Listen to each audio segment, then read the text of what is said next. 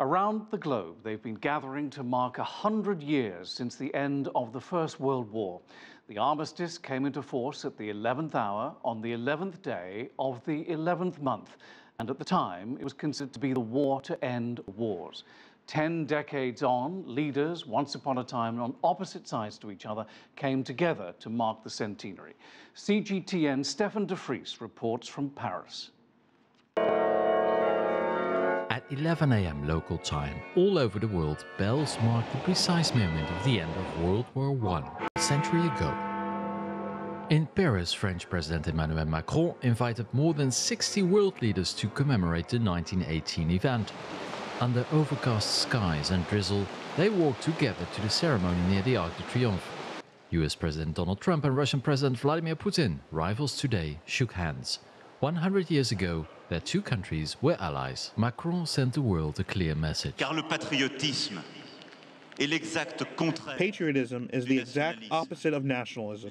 Sometimes history threatens to retake its tragic course and compromise the peace that we thought was forever.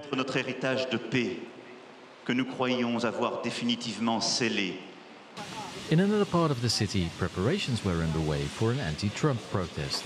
But Trump, he antagonizes a lot of the values that I don't share with him. So I'm against him coming here as an invitee, as a guest, you know.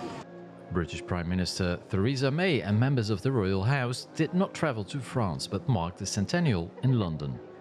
For the first time, a German president joined the ceremony.